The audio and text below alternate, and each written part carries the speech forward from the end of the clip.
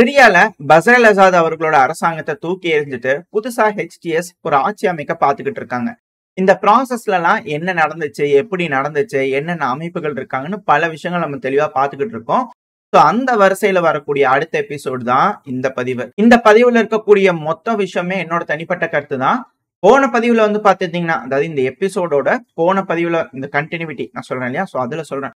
அதுல எதோட நம்ம முடிச்சிருப்போம் அப்படின்னா, ஹிஸ்புல்லா ஃபைட்டர்ஸா இருக்கட்டும், ஏன் சிரியா அரப் ஆர்மி, இந்த பஷர் அல் அசாத் அவர்கள் ராணுவம் வச்சிருந்தார் இல்லையா, அது வந்து சிரியா அரப் ஆர்மி, அந்த ராணுவம் ஏன் பின்வாங்கப்பட்டுச்சு, அதுல இருக்கக்கூடிய சில முக்கியமான பிரிகேட்ஸ் எல்லாம் பார்த்து ஏன் அவங்க சண்டையே பிடிக்கல, இவங்கெல்லாம் ஃபைட்டர்ஸை ப்ரிசர்வ் பண்றாங்களா அப்படிங்கிற ஒரு கேள்வியோட நிறுத்தியிருப்போம். ஸோ அதனால இப்ப அவங்களாம் ப்ரிசர்வ் பண்றாங்க அப்படின்னா என்ன நடக்கும் சிரியால அப்படிங்கிற ஒரு கொஸ்டினோட நிறுத்தியிருப்போம். ஸோ அதோட கண்டினியூவேஷன் தான் இந்த பதிவுல இருக்க போது. அனைவருக்கும் வணக்கம், நான் உங்கள் செந்தில், இது உங்கள் செந்தில் டிஃபென்ஸ். பதிவுக்குள்ள போறதுக்கு முன்னாடி நம்ம சேனலை சப்ஸ்கிரைப் பண்ணலாம், மறக்காம சப்ஸ்கிரைப் பண்ணிக்கங்க. கூடவே பக்கத்துல இருக்கிற பெல் ஐக்கான்ல ஆல் ஆப்ஷன் சூஸ் பண்ணிக்கோங்க. அப்பதான் நம்ம போடக்கூடிய பதிவுகள் உங்களுக்கு இன்ஸ்டன்ட் நோட்டிபிகேஷன் வரும். சேனல்ங்கிறது செந்தில் டிஃபென்ஸ், செந்தில் டிகோட். 2 சேனல்ல போடக்கூடிய வீடியோக்கள் வந்து பாத்தீங்கன்னா வாட்ஸ்அப் சேனல்ல நோட்டிபிகேஷன் வந்துடும். வாட்ஸ்அப்போட சேனல் லிங்கையும் கீழே இருக்கக்கூடிய டிஸ்கிரிப்ஷன்ல கொடுத்துறேன், அதையும் சப்ஸ்கிரைப் பண்ணிக்கோங்க. எனக்கு மோட்டிவேஷனா இருக்கு இது போல தொடர்ந்து பதிவுகள் போறதுக்கு. உங்களோட அன்பு ஆதரவு எனக்கு எப்போ இருக்குன்ற நம்பிக்கையில பதிவுக்குள்ள போயிடலாம். ஏன் சிரியாவோட அரப் ஆர்மி ஃபைட்டர்ஸ் எல்லாம் ப்ரிசர்வ் பண்ணிருக்கணும், அதுவும் லெபனானா இருக்கட்டும், லெபனானோட ஹிஸ்புல்லா ஃபைட்டர்ஸா இருக்கட்டும், ஈரானோட ப்ராக்சிஸ்லாம் இருக்கணும், அந்த ஃபைட்டர்ஸ் எல்லாம் ஏன் ப்ரிசர்வ் பண்ணும், அப்ப இங்க ஏதாவது மிக பெரும் சிக்கல்கள் இருக்கா அப்படிங்கிற பல கேள்விகள் இருக்கு இல்லையா. சோ அது போல சிக்கல்கள் இருக்கனால அந்த சிக்கல்கள்லாம் முடிஞ்சதுக்கு அப்புறமா நம்ம பாத்துக்கலாம் அப்படிங்கிறது போல இவங்க யோசிக்கிறாங்களா. தேவையில்லாம இப்போ நம்மளோட வீரர்களை இழந்துட வேணாம் அப்படிங்கிற ஒரு எண்ணம் இருக்கிற மாதிரி இங்க சிரியால என்னென்னலாம் பிரச்சனைகள் இருக்கு, இங்க என்ன மாதிரியான ஜியோ பாலிட்டிக்கல் மூவ்ஸ் இருக்கு அப்படிங்கிற நம்ம தெளிவா தெரிஞ்சுக்கணும். இந்த பதிவுக்குள்ள எக்ஸ்பிளைன் பண்றதுக்கு முன்னாடி நான் உங்ககிட்ட கிளாரிஃபை பண்ணிட விரும்புறேன். அதாவது நான் ஒரு விஷயம் எக்ஸ்பிளைன் பண்றேன் அப்படிங்கிறதுக்காக நான் ஒருத்தவங்களுக்கு ஆதரவு அப்படிங்கிறதுலாம் கிடையாது. நான் வந்து அனலைஸ் பண்றேன், அவ்வளவுதான். இப்படி யோசிக்கலாம், அப்படி யோசிக்கலாம், இப்படி செய்வாங்க, அப்படி செய்வாங்கன்னா அது அப்படி நடந்துரும்னு அர்த்தம் கிடையாது.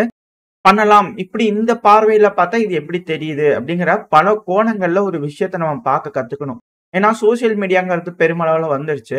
ஸோ அப்படி வரும்போது ஒரு விஷயம் வருது அப்படின்னா அதை பல கோணங்கள்ல நம்ம பார்த்து பழகிட்டோம் அப்படின்னா ப்ரொப்பகேண்டாவை யாருமே வந்து நம்ம கிட்ட எதையுமே திணிக்க முடியாது. இப்ப நான் சொல்லக்கூடிய கருத்துக்களும் இப்படியும் பார்ப்பேன், அப்படியும் பார்ப்பேன் அப்படிங்கிறத சொல்லுவேன். மேபி நான் பேசுறது கூட ப்ரொப்பகேண்டாவா இருந்துடலாம். ஸோ அதனால யார் எது சொன்னாலும் அதை அப்படியே நம்பிடாம என்ன இருக்கு, என்ன சொல்ல வராங்க அப்படிங்கறத தெரிஞ்சுக்கிட்டு நீங்க அதுக்கேத்த மாதிரி முடிவுகள் எடுத்துக்கிட்டீங்கன்னா எல்லாத்துக்குமே நல்லா இருக்கும். இதைத்தான் நான் உங்ககிட்ட சொல்லணும்னு நினைக்கிறேன். மற்றபடி நான் ஒருத்தங்களுக்கு ஆதரவு அப்படி இப்படின்றது மாதிரிலாம் எந்த ஒரு இதுவும் இல்லை. இப்போ உதாரணத்துக்கு சொல்லணும் அப்படின்னா, நான் ஈரான் வந்து பாத்தீங்கன்னா அவங்க உள்நாட்டுல தயாரிக்கக்கூடிய அந்த ஸ்டெல்த் ட்ரோனை பத்தி நான் சொல்லியிருந்தேன் சமீபத்துல வந்து பாத்தீங்கன்னா. நான் ஈரானோட தொழில்நுட்பத்தை வந்து எல்லாரும் மட்டம் தட்டி பேசுறாங்க அப்படிங்கிறது போல இணையதளத்துல இருக்கிறதுனால நான் ஏன் கருத்து எடுத்து வச்சேன். இப்ப ஈரான் தரப்புல இருந்து என்ன ஸ்டேட்மெண்ட் வந்திருக்குது, நம்ம அதை பேசி ஒரு சில வாரங்களா இருக்குமா இல்ல ஒரு மாசங்களா இருக்கும்.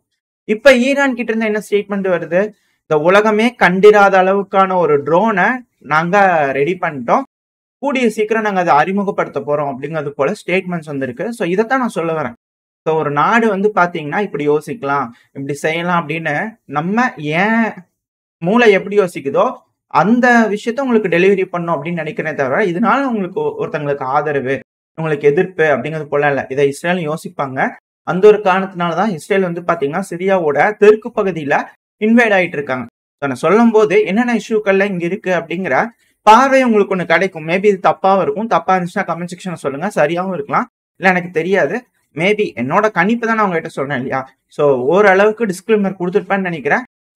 இதுக்கப்புறம் நம்ம என்ன நடக்குது, நான் என்ன யோசிக்கிறேன் அப்படிங்கிற தெளிவா பார்க்க ஆரம்பிச்சலாம்.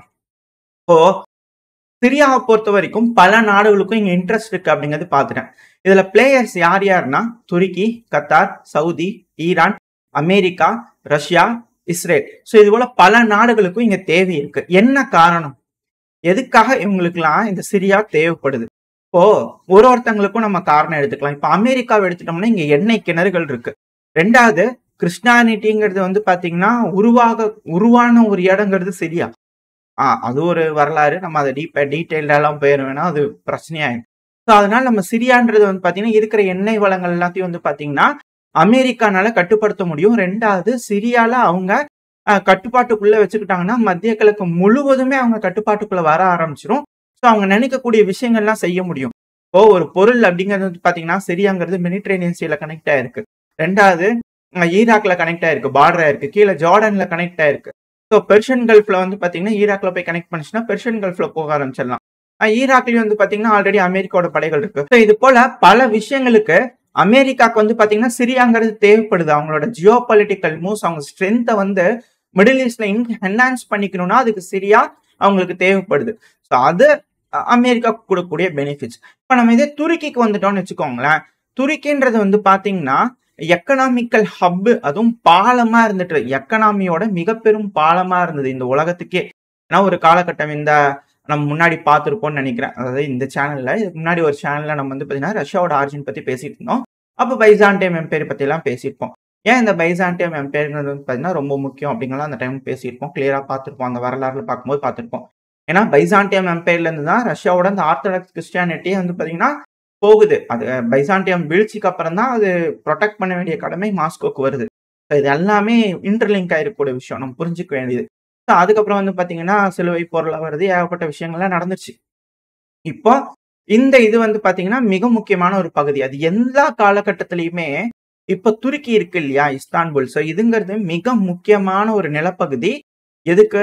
மேற்குக்கும் சரி கிழக்கையும் சரி இணைக்கக்கூடிய ஒரு வர்த்தக பாலமா இருந்துச்சு. இதை வந்து நம்ம அந்த டைம்ல சொல்லியிருப்போம். அந்த ஆரிஜின் ஆஃப் ரஷ்யா அந்த ஹிஸ்டரி பார்க்கும்போது நம்ம சொல்லியிருப்போம். இந்த வர்த்தக பாலமா இருக்கணும் அப்படின்னா அது எனேபிள் இப்போ இருக்கக்கூடிய நவீன காலகட்டங்கள்ல அது வந்து போயிருச்சு. அது வள குலைஞ்சு போயிருச்சு. இப்போ ஜியோ பாலிடிக்ஸ் வந்து தேவையா தான் இருக்கு. இப்போ ரஷ்யாவுக்கு தேவையா இருக்கு. யூரோப்பியன்ல இருக்கக்கூடிய சென்ட்ரல் யூரோப்பியன் கண்ட்ரிஸ்க்குலாம் தேவையா இருக்கு. பட் ஆனா அந்த அளவுக்கான ஒரு இம்பார்ட்டன்ஸையும் இந்த உலகத்தையே ஆளக்கூடிய வல்லமை துருக்கிக்கு இருந்துமே அது இல்லாம போனதுக்கான காரணம் நவீன காலகட்டங்கள் துருக்கி அவாய்ட் பண்றதுனால அதோட இம்பார்ட்டன்ஸ் போயிடுச்சு. இப்ப மீண்டும் துருக்கி வந்து ஒரு சூப்பர் பவர் ஆகணும் அப்படின்னா இப்ப துருக்கி திரும்பவும் ஒரு வர்த்தக பாலமா இருக்கணும். இப்ப ஆல்ரெடி வந்து பாத்தீங்கன்னா யூரோப்பியன் யூனியன்லாம் சாங்ஷன் போட ஆரம்பிச்சிட்டாங்க. ரஷ்யா என்ன சொல்லியிருக்கிறாங்க, துருக்கி வந்து எக்கனாமிக்கல் ஹப்பா இருக்கும். துருக்கி வந்து பாத்தீங்கன்னா கேஸ் ஹப்பா இருக்கும் அப்படிங்கிறது போல ரஷ்யா தரப்ப சொல்லியிருக்காங்க. ஸோ ரஷ்யாவோட கேஸா இருக்கட்டும், அசர்பைஜானோட கேஸா இருக்கட்டும், ஈரானோட கேஸா இருக்கட்டும். ஸோ இது எல்லாமே வந்து பெட்ரோல் எல்லாமே வந்து பாத்தீங்கன்னா பைப் லைன் போறது துருக்கி வழியா போக ஆரம்பிக்கும். ஸோ அப்படி போகும்போது துருக்கியோட இம்பார்ட்டன்ஸ் ரொம்ப அதிக அளவுல இருக்கும். ஸோ அவங்களோட எக்கனாமி மென்மேலும் ப்ராஸ்பர் ஆகிட்டே இருக்கட்டும். அவங்க வந்து மிக முக்கியமான அந்தஸ்துக்கு வந்துருவாங்க. வல்லரசு நாடுகளை மிக முக்கியமான அந்தஸ்துக்கு வந்துருவாங்க. ஆல்ரெடி அது நடந்துருச்சுனாலே. இது எல்லாத்துக்கும் மேல மேற்குக்கும் தெற்குக்கும் இருக்கக்கூடிய வர்த்தக பாலமா மாறிட்டாங்கன்னா அந்த ஒரு காரணத்துக்காக தான் G20 மாநாடு இந்தியாவில் நடந்துச்சு. ஸோ அந்த மாநாட்டிலேயே வந்து பாத்தீங்கன்னா ஒரு ப்ரொபோசலை வந்து துருக்கி தரப்புல இருந்து வச்சிருந்தாங்க. இந்த மிடில் ஈஸ்ட் காரிடோருக்கு பதிலா ஏங்க போய் யூஏஇல விட்டுட்டு வாங்க கொண்டு வந்து ஈராக்ல விடுங்க. ஈராக்ல விட்டீங்கன்னா நேரா சிரியாவோட வடக்கு பக்கத்துல வந்து கனெக்ட் ஆச்சுன்னா அது அப்படியே துருக்கியோட தெற்கு வழியா வந்து பாத்தீங்கன்னா பெல்ட் அண்ட் ரோடு இனிஷியேட்டிவ் இருக்குல்ல, ஜம்முன்னு ரோடு போட்டு வச்சுக்கிறோம் வந்து கனெக்ட் ஆயிருங்க வாங்க. ஈரோப்போட எந்த பகுதிக்கும் போய்க்கலாம் அப்படிங்கிற துருக்கி தரப்புல இருந்து ஒரு ப்ரொபோசலை வச்சிருந்தாங்க. அப்படியே சரக்குன்னு கிழிச்சு தூக்கி வீசிட்டோம். நம்ம ஒரு சைடு தூக்கி வீசிட்டோம், அமெரிக்கா ஒரு சைடு தூக்கி வீசிட்டாங்க. அது சரி வராது அப்படிங்கிறது போல. ஏன்னா துருக்கியோட அடிமையா மாறிடுவாங்க. யாரு வந்து வர்த்தக பாதையை கட்டுப்படுத்துறாங்களோ அவங்களோட அடிமைகளா பல நாடுகளும் மாற ஆரம்பிச்சிருவாங்க. அந்த ஒரு காரணத்தினாலதான் இந்த பிரச்சனையா வந்து பாத்தீங்கன்னா வாரும் ட்ரேடும் அந்த ஒரு எபிசோட் போட்டிருக்கோம். ஸோ அதை பார்த்துட்டு வரவங்களுக்கு தெளிவா தெரிஞ்சிருக்கும். இந்த என்டையர் சிரியாவே அதுல கொண்டு போய் சேர்த்து இருக்கலாம். பட் இருந்தாலும் பரவாயில்ல, இது தனி ஒரு எபிசோட்ஸ். அந்த லிஸ்ட் எல்லாத்தையும் தனியாக ஒரு பிளேலிஸ்ட்ல போட்டு வைக்கிறேன். லைனா பாக்குறவங்களுக்கு தெரியும். ஏன்னா ஒரு வீடியோ வந்து பாத்தீங்கன்னா செந்தில் டிஃபென்ஸ், இன்னொரு வீடியோ வந்து செந்தில் டிகோஸ்ல போட்டிருப்பேன். இப்போ இதுல மெயினான விஷயம் ஃபர்ஸ்ட் அமெரிக்காக்கு எண்ணெய் கிணறுகள் தேவைப்படுது. 2வது எக்கனாமிக்கலி வந்து பாத்தீங்கன்னா அந்த அக்ரிகல்ச்சர்லயும் வந்து பாத்தீங்கன்னா சிரியா ஒரு நல்ல ஒரு இதுதான். 2வது ஹிஸ்டாரிக்கலி சிரியாங்கிறது ரொம்ப முக்கியம் அமெரிக்காக்கு. இதே துருக்கிக்கு வந்துட்டீங்கன்னா கேஸ் ஹப்பா இருக்கும், பெட்ரோல் ஹப்பா இருக்கும். 2வது வர்த்தக பாதை. நம்ம ஆல்ரெடி சொன்ன மாதிரி ஒரு இமேஜ்லோட இருக்கும். இந்த வர்த்தக பாதை எனேபிள் பண்ணணும்னா சிரியாவோட வடக்கு பகுதி வந்து பாத்தீங்கன்னா துருக்கியோட கட்டுப்பாட்டுக்குள்ள இருக்கணும். இப்போ சிரியாவோட வடக்கு பகுதியில வந்து பாத்தீங்கன்னா சிரியாவோட நேஷனல் ஆர்மி, அடுத்தது சிரியாவோட டிஃபென்ஸ் ஃபோர்ஸ், இவங்க 2 பேருமே டெமோக்ராட்டிக் ஃபோர்ஸ். சிரியாவோட டெமோக்ராட்டிக் ஃபோர்ஸ்ங்கிறது குர்தின மக்கள், அவங்களுக்கும் துருக்கிக்கும் ஆகிறது இல்லை. ஏன்னா அந்த பகுதி மிக முக்கியமா தேவைப்படுது துருக்கிக்கு. ஸோ அந்த இடத்துல வந்து பாத்தீங்கன்னா சண்டை நடந்துட்டு இருக்கு. இது எல்லாத்துக்குமே தெரிஞ்ச விஷயம் தான். இதை நம்ம ஆல்ரெடி பார்த்தாச்சு பல பதிவுல. ஸோ இப்ப திரும்ப அதை சண்டை நடந்திருக்கு. மென்பீச் வந்து பாத்தீங்கன்னா முழுமையா சிரியன் நேஷனல் ஆர்மி வந்து பாத்தீங்கன்னா அவங்க கட்டுப்பாட்டுக்குள்ள எடுத்துட்டாங்க. எஸ்டிஎஃப் கிட்ட இருந்து, சிரியாவோட டெமோக்ராட்டிக் ஃபோர்ஸ் கிட்ட இருந்து அவங்க கட்டுப்பாட்டுக்குள்ள எடுத்துட்டாங்க.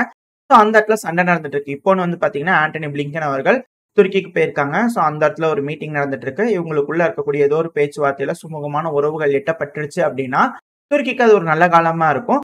Mutually benefited. இங்க இருக்கக்கூடிய எண்ணெய் வளங்கள்லாம் நீங்களே எடுத்துக்கோங்க. எங்களுக்கு பாதை வேணும். அது எந்த பிரச்சனையும் இருக்கக்கூடாது. அது எங்க கட்டுப்பாட்டுக்குள்ள இருக்கணும்.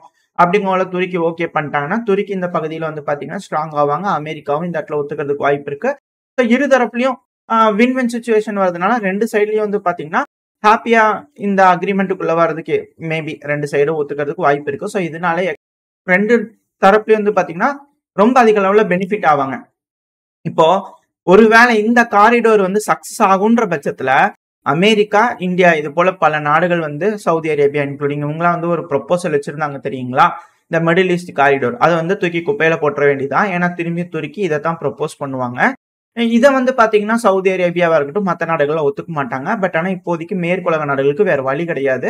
காரணம் என்ன அப்படின்னா யுஏஇ வந்து பாத்தீங்கன்னா ரொம்ப அதிக அளவுல புட்டின் அவர்கள் ரஷ்யா கிட்ட வந்து பாத்தீங்கன்னா க்ளோஸ் அலைஸா இருக்காங்க. 2வது பிரிக்ஸ்ல ஜாயின் பண்ணிட்டாங்க அப்படிங்கிற குற்றச்சாட்டுகள் இந்த டைம்ஸ் ஆஃப் இந்தியா, ஹிந்துஸ்தான்லாம் வந்து பாத்தீங்கன்னா இன்னைக்கு செய்திகளா வந்திருந்தது.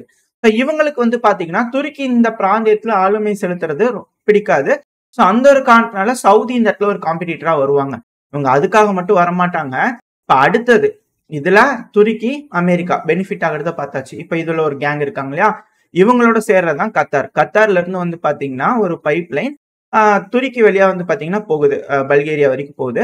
ஸோ இதனால கத்தருக்கும் சவுதிக்குமே ஆகாது. ஸோ அதனால இவங்க எல்லாருமே ஒரு அலையஸா இருக்கலாம். இவங்கள ஒரு கூட்டமைப்பு வச்சுக்கலாம். இவங்க ஒரு அமைப்புகள் வச்சிருந்திருக்கலாம். ஸோ இவங்களோட எக்கனாமிக்கலி தேவைப்படக்கூடிய ஒரு ஜியோ பாலிட்டிக்கல் ஸ்ட்ரென்த்தை இந்த சிரியால வந்து என்ஹான்ஸ் பண்றதுக்கு வாய்ப்பு இருக்கு. ஏன்னா இப்போ டமாஸ்கஸ்ல வந்து பாத்தீங்கன்னா இப்ப இந்த பதிவு ரெக்கார்ட் பண்ணிட்டு இருக்கும்போது மேபி நேத்திக்கே வந்த செய்தின்னு நினைக்கிறேன். பட் நம்மளுக்கு ஒரு சில நாள் லேட்ல வருது இல்லையா, அதனால இங்க என்ன நடந்திருக்குன்னா துருக்கியோட நேஷனல் இன்டெலிஜென்ஸ் சீஃபும் கத்தரோட நேஷனல் இன்டெலிஜென்ஸ் சீஃபும் வந்து பாத்தீங்கன்னா டமாஸ்கஸ்ல உட்காந்து மீட்டிங் போட்டிருக்காங்க. அதுக்கான வீடியோ பதிவு சைலோட இவங்க எல்லாருமே இந்த பிராந்தியத்துல ஒரு அலைஸ் மாதிரி இருக்காங்க அப்படிங்கிறது தெரியுது. இப்போ இந்த பிராந்தியத்துல அடுத்த பிளேயர் எடுத்துக்கிட்டோம்னா இஸ்ரேல். இப்ப இஸ்ரேல் வந்து பாத்தீங்கன்னா ஏன் சிரியாவோட தெற்கு பகுதியில கான்சென்ட்ரேட் பண்றாங்க அப்படின்னா, சிரியாவோட தெற்கு பகுதியில ஆல்ரெடி நம்ம அந்த மேப் வீடியோல எக்ஸ்பிளைன் பண்ணும்போது சொல்லியிருப்போம். ஸோ இந்த பிராந்தியத்துல திடீர்னு ரிபல்ஸ் வந்துட்டாங்க. மேபி ஜோர்டன்ல இருந்து வந்துட்டாங்களா இல்ல அங்கிட்ட வந்துட்டாங்களா அப்படின்னு மேப் பண்ணி காமிச்சிருப்பேன். நீங்களே யோசிச்சு பாத்தீங்க எந்த சைட்ல இருந்து வந்திருப்பாங்கன்ட்டு. ஏன்னா அந்த ஒரு காரணத்தினால இப்ப இஸ்ரேல் வந்து பாத்தீங்கன்னா இந்த கோலன் ஹைட்ஸை தாண்டியும் ரொம்ப பெருமளவுல முன்னேறி வந்துகிட்டு இருக்காங்க. இப்ப வரக்கூடிய வீடியோ பதிவு இஸ்ரேலோட ராணுவ வீரர்கள் இருக்கிறாங்க இல்லையா, உம்பத்தானியா. சோ இந்த பகுதியில வந்து பாத்தீங்கன்னா கொடிகளை ஏத்தி இருக்காங்க. சோ இந்த பிராந்தியத்திலாம் இதுக்கு மேல அவங்க கட்டுப்பாட்டுக்குள்ள வச்சுக்கிறதுக்கு அதிகமான வாய்ப்பு இருக்கு. அதுக்கு என்ன தேவை அப்படிங்கிற லைனா வரேன். அடுத்த டமாஸ்கஸ்ல இருந்து 20 கிலோமீட்டர் தொலைவுல லெபனான் பார்டர், ட்ரைஜன்ஸ்டைன் பார்டர் இருக்கு இல்லையா, சோ அந்த இடத்துல வந்து லெபனான் சிரியா. அந்த இடத்துல வந்து பாத்தீங்கன்னா இப்ப இஸ்ரேல் வந்து 20 கிலோமீட்டர் தொலைவுல வந்து பாத்தீங்கன்னா அந்த இடத்துல ஹைட் ஆயிருக்காங்க. சைட்ல மேப்ல பார்க்கும்போது உங்களுக்கு தெரியும். இந்த அளவுக்கு அவங்க வந்து ரொம்ப அதிக அளவுல இந்த பிராந்தியத்துக்குள்ள, அதாவது சிரியாக்குள்ள அவங்க இன்வேட் ஆகிறதுக்கான காரணம் என்னன்னா, இன்னொரு விஷயம் இருக்கு. இப்போ சிரியான்றது வந்து பாத்தீங்கன்னா மெடிட்டரேனியன் சீரோட கனெக்ட் ஆயிருக்கு அப்படிங்கிறத சொல்லியிருக்கேன். இன்கேஸ் அல்ல சில கும்பலுக்கு பிடிக்கல, இல்ல துருக்கிக்கு பிடிக்கல அப்படின்னாலும் அதெல்லாம் அவங்க ஆக்சஸ் பண்ணிக்கிறதுக்கு வச்சுக்கணும் அப்படிங்கிறது போல அவங்களோட ஸ்பியர் ஆஃப் இன்ஃபுளுன்ஸ்ல கொண்டு வராங்கன்னு வச்சுக்கோங்களேன். இல்ல வேற ஏதாவது அமைப்புகள்லாம் இங்க சண்டைக்கு வராங்கன்னு வச்சுக்கோங்களேன். அந்த ஒரு டைம்ல இந்த சிரியாவோட தெற்கு பகுதி இப்ப இஸ்ரேலோட கட்டுப்பாட்டுக்குள்ள வந்துருச்சு அப்படிங்கும்போது 2 பெனிஃபிட் வந்து பாத்தீங்கன்னா இஸ்ரேலுக்கும் அமெரிக்காவுக்கும் கிடைக்கும். ஒண்ணு என்னன்னா, சிரியாவோட தெற்கு பகுதியில இருக்கிறது தான் ஜார்டன் பார்டர் கண்ட்ரி இல்லையா. ஜார்டனை வந்து பாத்தீங்கன்னா ப்ரொடெக்ட் பண்ண முடியும். எந்த ஒரு, ஏன்னா இப்போ ஏகப்பட்ட அமைப்புகள் இருக்காங்க. இதை நான் சொல்லும் போதே உங்களுக்கு தனித்தனியா தெரியும். ஏகப்பட்ட அமைப்புகள் இருக்காங்க. திடீர்னு வந்து பாத்தீங்கன்னா ஜார்டன் வந்து பாத்தீங்கன்னா பாலஸ்தீனுக்கு உதவ மாட்டேங்குது, ஜார்டன்ல வந்து அமெரிக்காவோட ராணுவம் இருக்கனாலதான் இது போல சிக்கல்கள்லாம் நடக்குது அப்படின்னு சொல்லி சில பல கும்பல்கள் வந்து பாத்தீங்கன்னா உருவாகி ஜார்டனை போய் முதல்ல தாக்க ஆரம்பிக்கலான்னு உள்ள ரிபல்ஸ் உள்ள களமிறங்கி அமெரிக்காவோட படைகளை ஜார்டன்ல வச்சு அடிக்க ஆரம்பிச்சாங்கன்னா பெருஞ்சிக்கலாயிரும். அந்த ஒரு காரணத்துல ஜார்டனும் கையை மீறி போயிடும். வேற வழி இல்லாம ஜார்டன் இருக்கிற மாதிரி இருக்காங்க அப்படின்னு பல அனுஷ்ட கருத்துக்களுக்கு அது எப்படி வேணா இருந்துட்டு போட்டோம். ஒன்ஸ் ரிபல் வந்து ஜார்டனுக்குள்ள போய் அங்க ஒரு ஆட்சி கவிழ்ப்பு நடத்திட்டாங்கன்னா, அமல்படுத்திட்டாங்கன்னா, இல்ல ஜார்டனுக்குள்ள இது போல ஏதாவது நடவடிக்கைகள் செஞ்சிருச்சுன்னா அமெரிக்கா ஆசைப்படக்கூடிய அந்த மிடில் ஈஸ்ட் காரிடோர் வந்து நடக்காது. இப்ப துருக்கி ஆசைப்படுறதா நம்ம பார்த்திருக்கோம். அது என்ன மாதிரியான டீலிங்கிறது அடுத்தது. ஆனா இப்ப அமெரிக்கா ஆசைப்படக்கூடிய அந்த எக்கனாமிக் காரிடோர் இருக்குல்ல, மிடில் ஈஸ்ட் எக்கனாமிக் காரிடோர், அது நடக்காது. மேபி ஃபியூச்சர்ல துருக்கியும் அமெரிக்காவும் சேர்ந்து இதுதான் எக்கனாமிக் காரிடோர், அதுதான் எக்கனாமிக் காரிடோர்னு இவங்களுக்குள்ள சண்டை வந்தாலும் ஆச்சரியப்படுறதுக்குல. அந்த காரணத்துக்காக சொல்ல வரேன். இப்ப அது போல ஒரு விஷயம் நடக்கக்கூடாதுன்னா இஸ்ரேல் வந்து பாத்தீங்கன்னா இந்த ஜார்டனை ப்ரொடெக்ட் பண்ணி ஆகணும். ஜார்டனோட வடக்கு பகுதி வந்து ப்ரொடெக்ட் பண்ணி ஆகணும். ஜார்டனுக்குள்ளேயே வச்சு ப்ரொடெக்ட் பண்றதை விட இப்ப சிரியா வந்து ஓப்பன் டெரிட்டரியா இருக்கு. ஸோ அதுக்குள்ள போய் சில பகுதிகளை பிடிச்சு வச்சுக்கிட்டாங்கன்னா பெனிஃபிட் ஆயிரும். இதுல இன்னொரு பெனிஃபிட் என்ன இருக்கு அப்படின்னா, அமெரிக்கா ஆயில்கள் எடுக்கிறாங்க, ஈராக்லயும் எடுக்கிறாங்க, சிரியாலையும் எடுக்கிறாங்க. ஆல்ரெடி சிரியாவோட தெற்கு பகுதியில அல்தான்ஃப்லாம் வந்து பார்த்தீங்கன்னா பெருமளவுல அமெரிக்காவோட கட்டுப்பாட்டுக்குள்ள இருக்கு. ஓரளவுக்கு அந்த மேப் வீடியோ பார்க்கும்போது தெரிஞ்சிருக்கும். ஓரளவுக்கு வந்து பார்த்தீங்கன்னா, அமெரிக்கா சிரியாவோட தெற்கு பகுதியில அவங்க கட்டுப்பாட்டுக்குள்ள எடுத்தது போல தான் தெரியுது. அவங்களோட அமைப்புகள்லாம் வச்சு எடுத்திருக்கிற போல தெரியுது. மேபி இதுக்கு மேல இங்க இருக்கிற ஏதாவது ரிபல் ஏதாவது ஒரு சண்டை கிண்டை வந்துச்சுன்னா, முழுவதும் அவங்க கட்டுப்பாட்டுக்குள்ள எடுத்துட்டாங்க அப்படிங்கும்போது, எல்லா ஆயிலா இருக்கட்டும், இல்ல கேஸ் எடுக்குறாங்க இல்லையா? பைப்லைன்ஸ்லாம் எடுக்குறாங்க இல்லையா கத்தார்லேருந்து. ஸோ அது எல்லாத்தையும் இஸ்ரேல் வழியா ரீடைரக்ட் பண்ண முடியும். சிரியாவோட தெற்கு பகுதியில. ஈராக்ல இருந்து பெர்ஷியன் கல்ஃப்லேருந்தே வச்சுக்கோங்களேன். ஏன்னா கத்தார் அங்க தான் இருக்கு. எடுக்குறாங்க அப்படின்னா, ஈராக்ல இருந்து இஸ்ரேல் வழியா எலியட் போர்ட் வழியா வெளிய எடுத்தாங்கன்னா, ஆல்ரெடி எல்லா இன்ஃப்ராஸ்ட்ரக்சரும் வந்து பார்த்தீங்கன்னா, அந்த இடத்துல பெனிஃபிட் பண்ணி வச்சிருக்காங்க. ஸோ அதனால எலியட் போர்ட் வழியா அவங்க வெளிய எடுக்குறாங்க அப்படிங்கும்போது, இன்னுமே அமெரிக்காவுக்கு ரொம்ப அதிக அளவுல பெனிஃபிட்டா இருக்கும். இது எல்லாத்துக்கும் மேல ட்ரம்ப் அவர்கள் சொன்னதுதான். Israel is too small you know. இத நான் பல தடவ சொல்லிட்டு இருந்தேன். அவரு ஒரு தடவ, 2 தடவ சொல்லியிருப்பாரு. நான் பல தடவ இதே டயலாக் சொல்லிட்டு இருக்கேன். அவரு சொல்லியிருக்காருன்ட்டு. ஆனா இப்ப வந்து பார்த்தீங்கன்னா, இஸ்ரேல் வளர ஆரம்பிச்சுட்டாங்களா? சிறுசா இருக்கான்னு கவலைப்பட்டாங்க. இப்ப கொஞ்சம் வளர ஆரம்பிச்சுட்டாங்க இல்லையா? இதே போல எக்கனாமிக்கலும் இஸ்ரேல் வந்து பார்த்தீங்கன்னா, மிக பெருமளவுல வளர ஆரம்பிச்சுருவாங்க. சரி இதனால இவங்க 2 பேத்துக்குள்ள தான் அமெரிக்கா, துருக்கிக்குள்ள தான் சண்டை இருக்குமா அப்படின்னு கேட்டீங்கன்னா, இதுல இவங்கலாம் ப்ராஸ்பர் ஆக ஆரம்பிச்சுருவாங்க. இவங்க ப்ராஸ்பர் ஆகுறதுனால மத்திய கிழக்குல இப்ப ராஜாவா இருக்கக்கூடிய சவுதிக்கு மிக பெரும் சிக்கல் இருக்கு. ஏன்னா ஒன்ஸ் இங்க வந்து டோர் ஓப்பன் ஆயிருச்சு, வழி கிடைச்சிருச்சு, எந்த பிரச்சனையும் இல்ல அப்படிங்கும்போது, யாருமே கீழ இருக்கிறவங்க வந்து பார்த்தீங்கன்னா, பெருமளவுல இம்பார்ட்டன்ஸ் தரமாட்டாங்க. இப்ப அப்படி அந்த மாதிரியான ஒரு சூழ்நிலைக்கு தள்ளப்படும்போது என்ன நடக்கும்? நீங்கலாம் வந்து டிக்டேட்டர்ஸா இருக்கீங்க.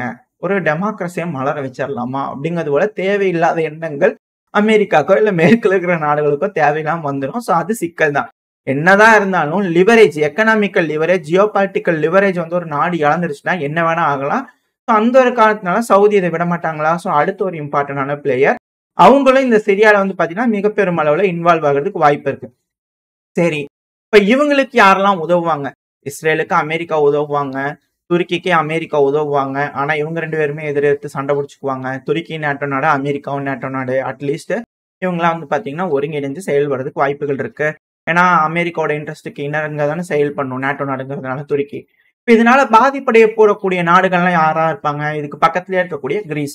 இப்ப அவங்க கிட்ட இருந்து என்ன ஸ்டேட்மெண்ட் வந்திருக்கு? எங்களோட ஆளுங்களே நாங்க உள்ள நிப்பாட்டி வைப்போம். ஏன்னா இஸ்ரேல் வந்து பார்த்தீங்கன்னா, உள்ள வருது அப்படிங்கிறது போல பேரு.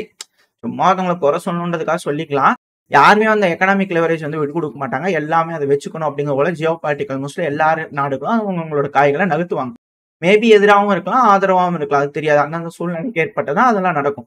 ஆனா துருக்கிக்கும், கிரீஸுக்கும் ஆகவே ஆகாது. ஸோ அந்த பிளேயர் உள்ள வரும்போது இங்க இடத்துல என்ன ஆகும்? சவுதி இவங்கலாம் கைகோர்க்கிறதுக்கு வாய்ப்பு இருக்கு இல்லையா? ஸோ அப்படி ஒரு வேலை நடக்குன்ற பட்சத்துல, இப்போ சவுதி என்ன செய்வாங்க? ஏன்னா இப்போ மிடில் ஈஸ்ட் காரிடர் இந்த பகுதியில தான் நடந்தாகணும். இப்போ சிரியாக்குள்ள வந்து பார்த்தீங்கன்னா, அமைதியே இல்ல. எல்லாம் பல கும்பல்ஸ் இருக்காங்க. மாறி மாறி அடிச்சுக்கிறாங்க. ஏகப்பட்ட விஷயங்கள் இருக்கு அப்படிங்கும்போது, இந்த சிரியாக்குள்ள பல கும்பல்கள் பார்ட்டா சிரியாவை பிரிக்கும்போது, கண்டிப்பா சிரியான்றது எப்பவுமே ஒரு சிவில் வார்க்குள்ள தான் இருந்துகிட்டு இருக்கும். ஒரு குரூப்புக்கு இன்னொரு குரூப் பிடிக்காம, அந்த குரூப்ப இன்னொரு குரூப் அடிப்பாங்க. இல்ல ஜாயிண்ட் அடிச்சுக்கிட்டு மாறி மாறி அடிச்சுக்கிட்டு தான் இருக்க போறாங்க. எந்த காலகட்டமா இருந்தாலும் இது போல சிக்கல்கள் நான் ஒரு சில விஷயங்கள் தான் உங்ககிட்ட நான் இப்ப சொல்லியிருக்கேன். இது போக இன்னும் பல விஷயங்கள் இருக்கு. இப்பவே வந்து பார்த்தீங்கன்னா, வீடியோ ரொம்ப பெருசாயிடுச்சு. ஆனா சிரியாவோட இம்பார்ட்டன்ஸ் நீங்க ஓரளவுக்கு புரிஞ்சுக்குவீங்க. நான் எப்படிலாம் இந்த வியூஸ் பார்க்குறேன் அப்படிங்கிறத நீங்க புரிஞ்சுக்குவீங்க அப்படின்னு நினைக்கிறேன். மேபி ஒரு சில பாயிண்ட்ஸ் நான் விட்டுருப்பேனா இருக்கலாம். நான் யோசிக்கிறது கூட சொல்லாம இருந்திருப்பேன். பட் ஆனா சொல்ல வரேன். இப்போ பல நபர்கள் இதுக்குள்ள வச்சு சண்டை பிடிச்சிட்டு இருக்கனால, இவங்களே தேவையில்லாம இங்க அடிச்சுக்கிட்டு எல்லாம் பிரச்சனைக்குள்ள ஆக போறாங்க. இதுல என்னதான் ஈரானும் இருக்கட்டும், ரஷ்யாவும் இருக்கட்டும், இதுல இன்னொன்னு வேற, இந்த சிரியாக்குள்ள 40,000 சீனா படைகள் வேற இருக்காங்க. 2வது சிரியாவோட அரபு ஆர்மியே இல்ல. அவங்களுக்கு உதவியா இத்தனை நாளா இந்த ஹெச்டிஎஸ் மேல வந்து ஏர் ரைட் பண்ணிட்டு இருக்க ரஷ்யா படைகள் ஃப்ரீயா சிரியாக்குள்ள வண்டி எடுத்துட்டு போயிட்டு வந்துட்டு இருக்காங்க. அதாவது ரீக்ரூப் ஆயிட்டு இருக்காங்க. ரஷ்யாவோட இதுக்கு போயிட்டு இருக்காங்க. ஒரு சின்ன புல்லட்ஸ் கூட ரஷ்யாவோட வேக்னர் படைகள் மேலேயோ, ரஷ்யாவோட ட்ரூப்ஸ் மேலேயோ ஃபயர் பண்ணவே கிடையாது. ஏன்னா அவங்க மேல சீஸ்ஃபயர் அக்ரிமெண்ட் ஆட்டோமேட்டிக்கா போட்டுட்டாங்க. அதுக்கான வீடியோ பதிவு சைட்ல லோட் ஆயிருக்கு.